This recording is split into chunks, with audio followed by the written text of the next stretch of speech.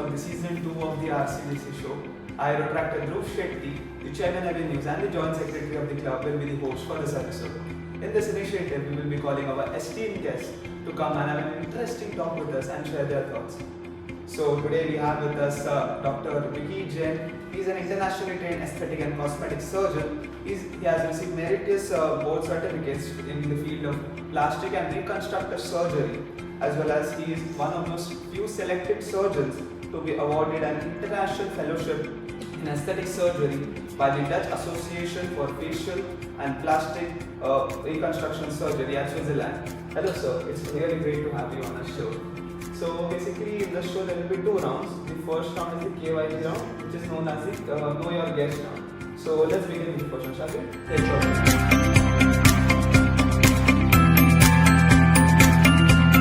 Yeah. So the first question is that who and what inspired you to become a doctor? So basically, my father is a businessman, and it was that he never wanted us to be a businessman. He just wanted us to be a good professional. And way back in 22 years back, when I cleared my 10th, it was always that doctors and the engineers were the major professions to be taken as. And luckily and unluckily, I was a PCMB student, means I was either in engineering or medical. And I got good marks in both of them. And it was luck by chance, but both of my elder brothers are doctors. So that made me feel more towards doctor field, that things were easy. That's what I thought, becoming a doctor. But I think they weren't easy. It took me a long time to join it, but that's fine. Yeah, I mean becoming a doctor in a country like India is really very much competitive and difficult in India. So yes, I'll tell you, during my time when I gave my CET, it was approximately 1,20,000 people giving a CET, that is a common entrance test, and my rank was 300.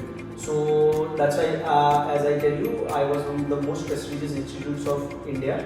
So one of them is JJ College, that's the Grand Medical College. It's a good repute all over the world, I say. And I had done my MBBS graduation from there. And then further is history. Then I always thought of doing surgery, and then I got into surgery somewhere in Pune. That's the only government hospital of Pune, that is BGMC. And then I did my plastic surgery from SAIN. It's a top-notch institute all over India. So that's really great, sir. The second question is that, I mean, I'm curious to know about that, is that the profession that you pursue, like what exactly it is about?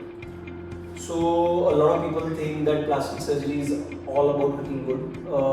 That's a wrong perception, or maybe a partially right perception. First perception is that plastic surgery includes cosmetic surgery, but that includes only the 10% of my or 20% of my work.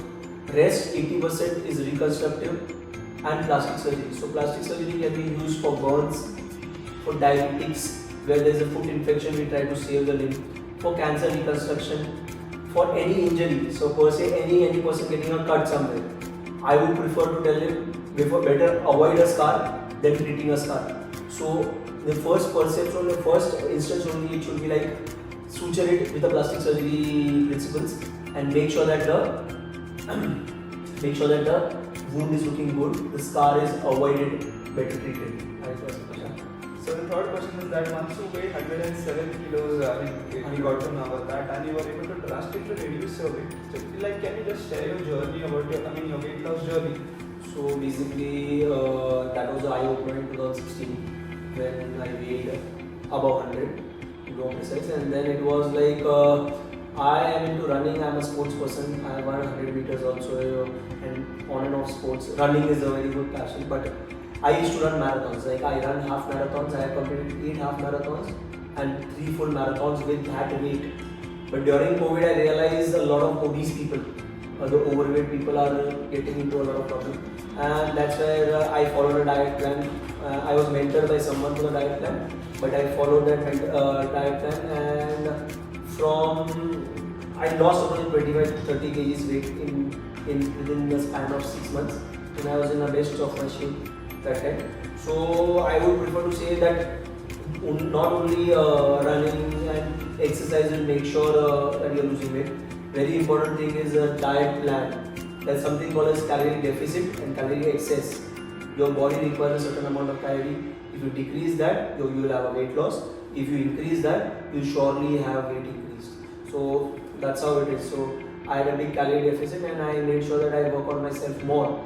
And during COVID times, everyone was at home. But I was working in a COVID hospital as a COVID warrior, despite being a plastic surgeon, like an MBBS doctor, as a specialist to help them. And I used to admit patients in a BMC hospital, that is a municipal hospital. That was voluntary. No one forced me to do it. It was, I mean, it is a really inspirational thing for the audience watching this out there. So the next thing that I wanted to ask that you're also an ex-Jai Hind, right, sir? So like basically, what course did you pursue being in the Jai Hind college? So for me, Jai Hind was a big thing that time, because right now everything is something called as parallel world going on for the science students. But for me, it was like we had best of 5. I have been from ICC school, that was public, that is closed down, but ICC school, and we had best of 5. So I got into Jai Hind luckily, and in the first phase itself. And then I was in science field, and during that time, I think it is called as Basant Singh Lalwani Institute of Science, and that's a part of Jai Hind. Jai Hind was divided into 2.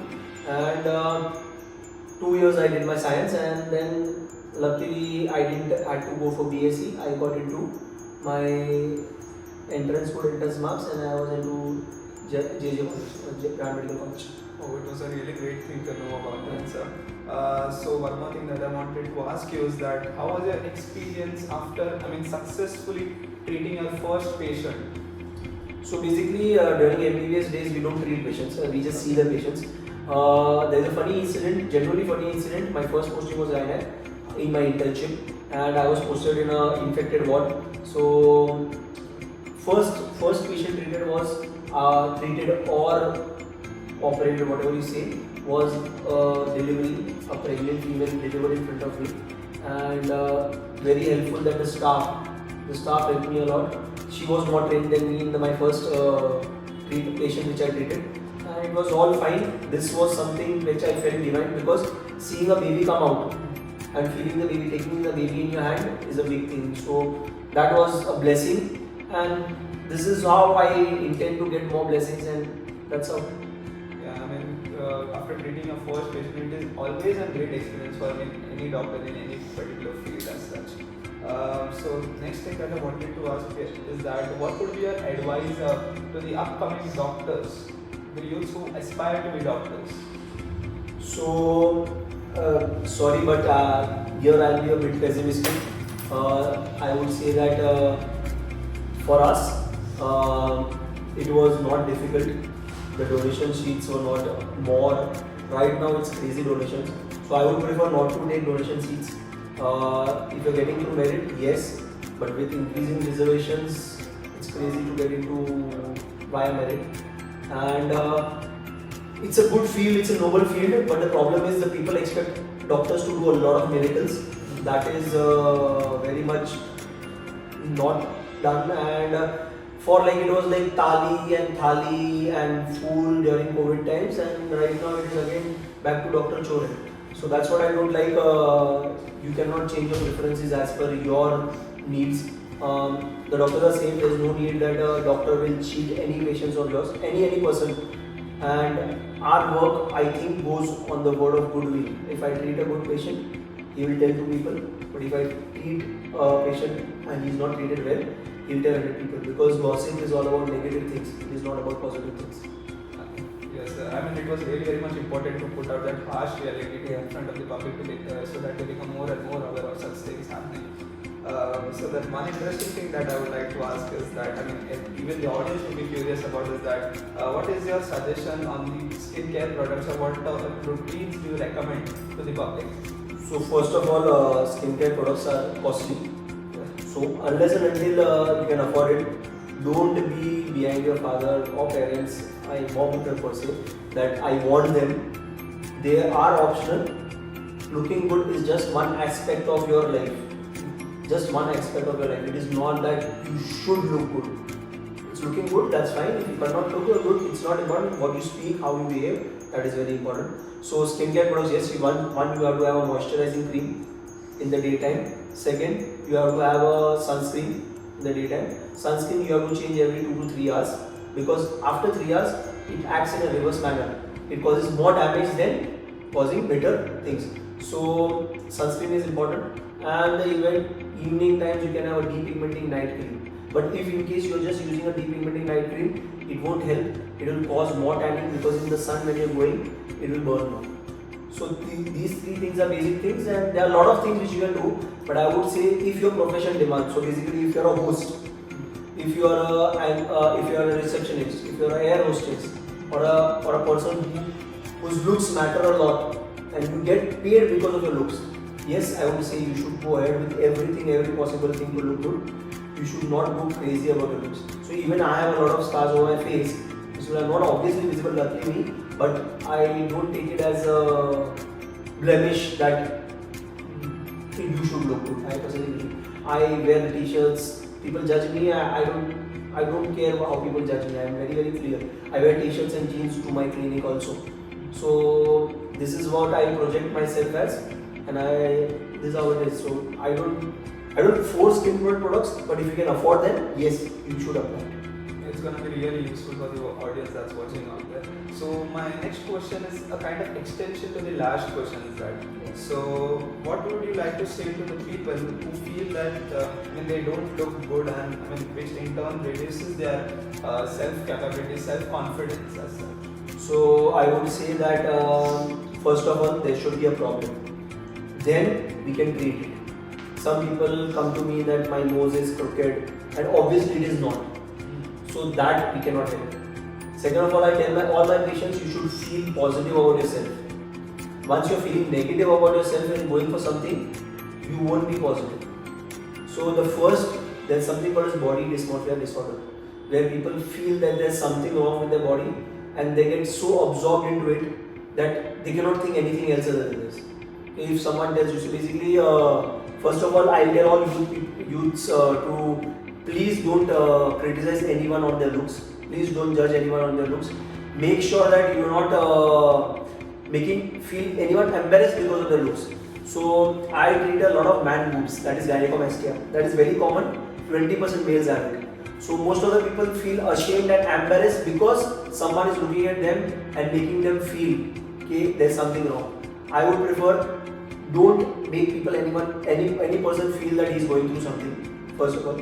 And I would say, first of all, any patient coming to me with a crooked nose or anything, any cosmetic surgery where he is very much depressed or anything, first I send them to a counseling session. The counseling person assesses it, and if in case he finds okay, the patient will become positive, there's a hope of it, then only I go ahead with the surgeries. I tell them if there is anything, there's a red flag, what we say. There's a green flag and red flag. Red flag that just stop, you should not do anything, so you just stop. I tell them I cannot help you because a lot of, one more thing which people don't know, we all doctors have a medical indemnity insurance for which I have to pay a lot of some premium to avoid, with the growing influence of social media, with the growing influence of people talking shit about doctors, people do sue doctors.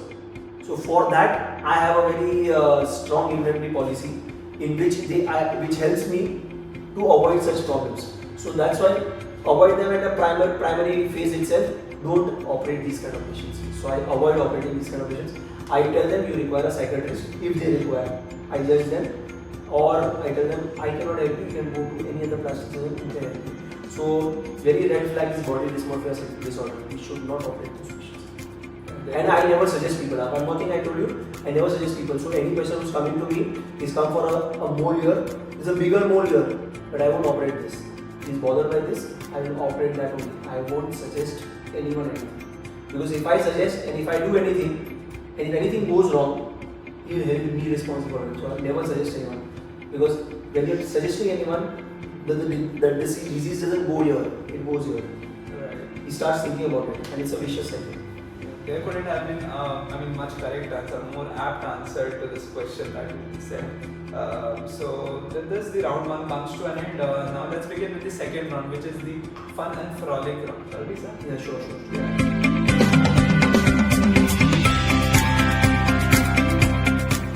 So the first question is that being a doctor, you must always have a tough a tight schedule. Yeah. So like, what's an idea of get away from that particular tough schedule? So the getaway is like maybe 2 hours or 1 hour with my wife, my kids, and my parents. So that rejuvenates in the entirety. So initially I used to rush here there as I shoot out the entire Mumbai. Right now I have been settled. I have to give time to my family. So family is a away time, and that's it. And I tell all my patients not to call me, just message me on WhatsApp. Okay. So the next question is that what are some of those most hysterical doubts that you come across? The patients ask you. So first thing is plastic surgery में plastic कहाँ से लगाते हैं? And why it's so costly? अगर हम plastic घर से लेके आएंगे तो.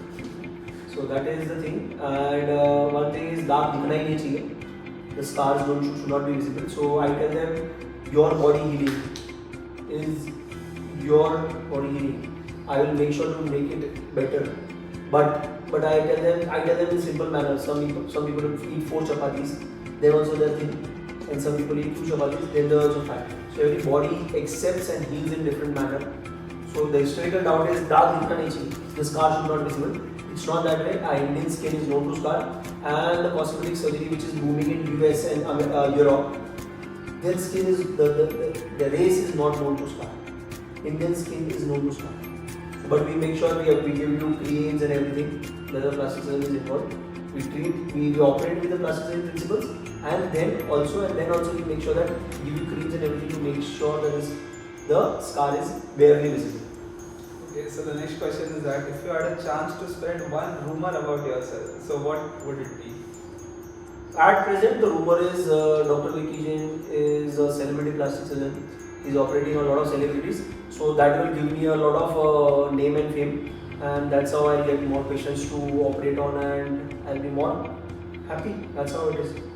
Okay, so the next question is that if you had to bust, some of those stereotypes about doctors, what would it be? See, I would like to say that no doctor is creating any harm. You choose your doctor wisely.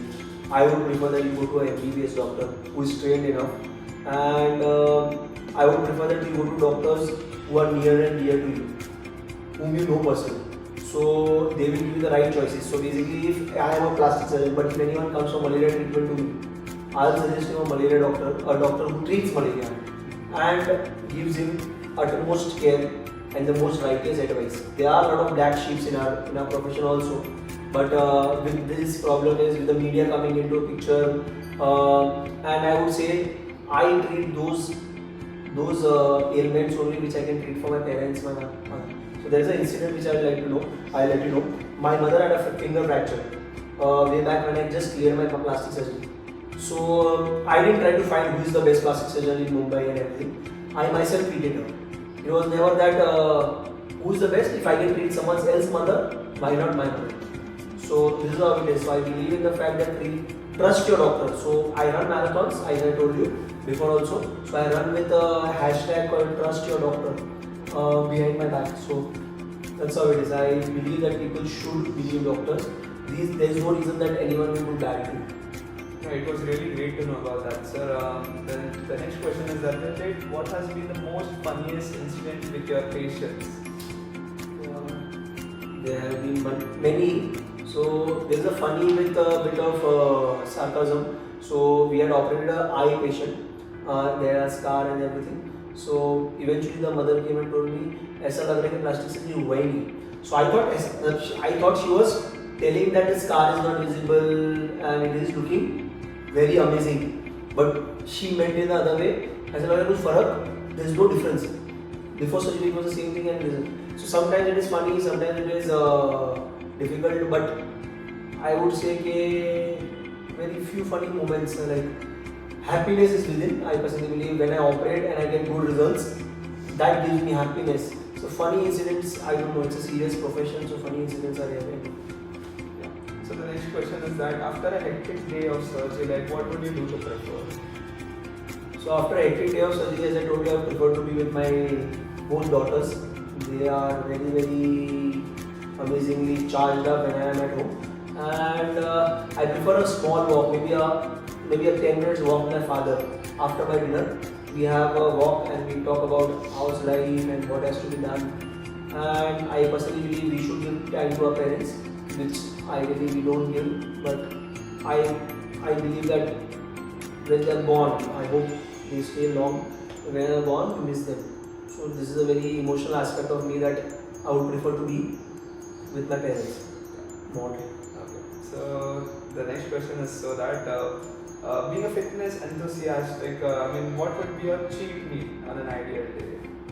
I have cheat meal every day nowadays. So basically, it's anything like Diwali onwards. There are a lot of sweets coming into it, pizzas, and my wife prefers sandwiches, grill sandwiches, everything. Like I eat everything which is veg. So I tell people that I tell my patients also that be vegetarian. Despite I don't proclaim any religion or anything, but I tell them being gives you calmness and vegetarian food is nice and everything is good.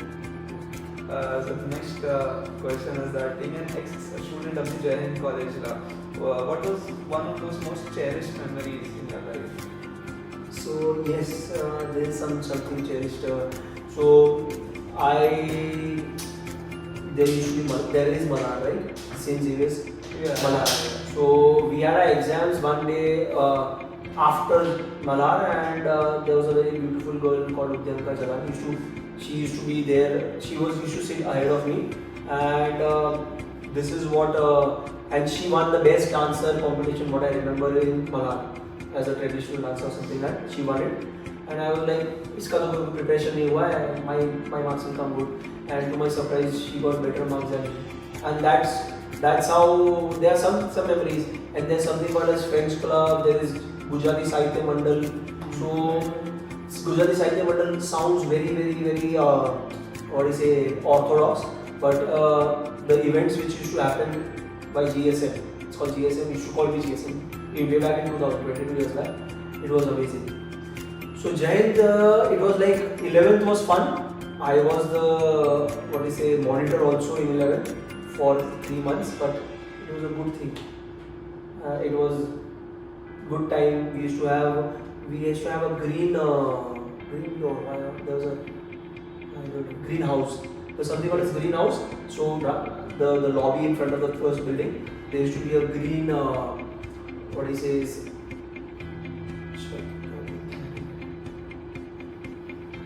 green छत को क्या बोलते हैं? Not shelter, big this thing. There was a green shelter doing all this, and people used to say that there was a greenhouse. We should check and everything. 11, but 12 was hardcore studies. There is no option in science other than studies. Yeah. So an extension to the question of the Jain College, what food would you prefer? The canteen food or like the nearby food available? So I used to love one thing there frequently, once a week at least I used to have, is the hot dog. Hot dog used to be in the canteen. That was nice.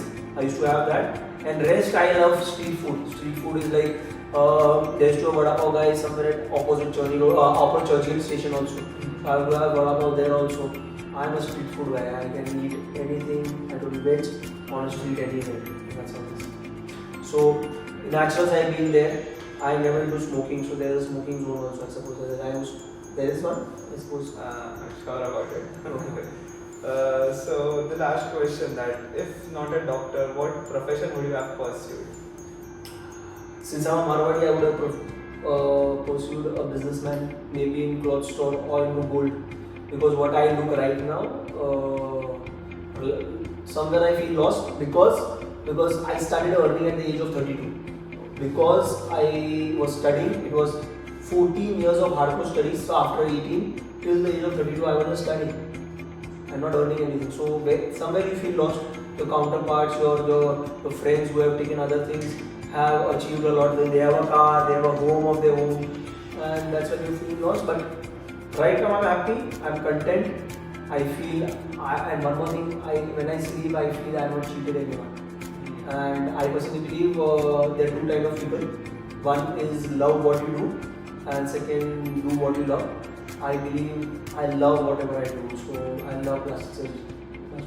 Yeah, this answer in a kind of concluded the entire session, and with this the second round also comes to an end. It was really great having you on the 4th episode of the RCJC show. We got to know about your funnier side as well, those funny incidents, as well as about those knowledgeable things. So it was really great for us as well as for the audience to know about these things. We would also like to have a feedback of yours on this initiative of ours. So yes, this is very good initiative. People should be called upon and tell the stories, and that what helps people to understand what a person is going through. So basically, some people thought plastic surgery is all about looking good, but no, it is not about looking good. It is about how you perceive yourself, very important thing. And there are a lot of things other than looking good in life. Just like I told you, I had of late, at least in this season, at least 6 people who have got burnt with crackers. So I'm telling you, if you burst crackers, be safe. Don't try to do over enthusiastic things. Yeah. Thank you, and this is an amazing thing. These young people are doing a lot of things, and I always wanted to do all these things, but never had time. But right now I run my own YouTube channel. You can visit my own YouTube channel too, where I give awareness about plastic surgery. Thank you. It was really great having you on the show. So thank you so much. Thank you so much for watching the entire video. I would also like to thank Only Talent Dance Institute for being the venue partners. Do like, comment, share and follow us for interesting updates. Thank you.